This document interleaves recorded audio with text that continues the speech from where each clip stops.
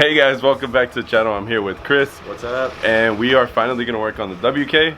We have to change out the rear main seal because it's leaking a lot of oil. So this thing, it drops a bunch of oil on top of the cat and then everything burns off and makes a lot of smoke. So today we are gonna change that. We got a bunch of stuff down here. We got the rear main seal from Felpro. This is at AutoZone. I got it there for like $30 something.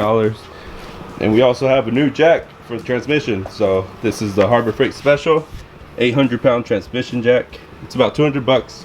So let's go ahead and get started. Okay, so far we took off all the skid plates. It has one in the back where the transfer case is and one underneath the engine. And we also took out the oil. Surprisingly, it had some. It surprisingly had a lot. I thought it didn't have any. So the next step is gonna be the drive shafts and then the exhaust. And then I guess we could hit the transmission after that. And then the whole motor. And the whole Jeep. But we're almost there. We're almost to the tranny.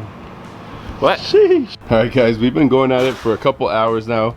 We're having issues with the bolts for the headers. So it's way too dark, but we're having issues with getting the headers or getting the exhaust out. But we're almost done. We have one more bolt. I took the skid plates off. We're gonna try to take the drive shafts out as well today, and then continue on it tomorrow because we don't have any light and it's kind of hard to work when you don't have light. And we were talking to our neighbor. Oh yeah, the neighbor got a Matco truck, so we're gonna have some tools. We got free hats today, so that's dope. But anyways, we'll continue tomorrow. I know I haven't shown much just because it's all the little bullshit stuff that doesn't really matter. So once we get to the transmission, that's when I'll start recording for you guys. All right guys, so we just found something. We are underneath the Jeep. Wait, show them what underneath. Oh yeah, both of us. Yeah, we're not holding it. Not anymore. Not since we pressed record. Anyways, I was looking for the access hole to take off the flex plate, and this is what I found. I guess it's really hard to see. Can you turn your flashlight? So this right here is the oil pan, and when I looked over here, I noticed something that was not good. It's a big crack, and you can see that crack goes all the way to like the inside part. Let me see if I can point like over here. And I think that's our oil leak problem. I don't think it's the rear main seal, so we're not gonna continue doing that. We're gonna try replacing the oil pan first, and then if it still continues to leak, we'll do the rear main seal. Yeah, I think this is our issue. It's a fat crack, dude. It's like really bad, and that's where it looks like most of the oil is, like on the engine. So I would imagine it drips there and it flows all the way down, and that's why it looks like a rear main seal, and that's why it's dropping on top of the cat and burning. But I'm pretty sure that's what it is. Sorry to the headphone users. Straight headers, baby.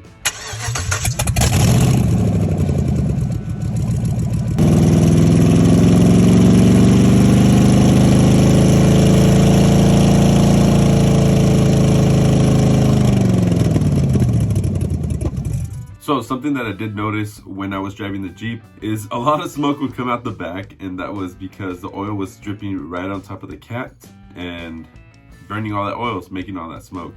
So, and I would notice that a lot when you would step on the gas, when you would rev up the engine.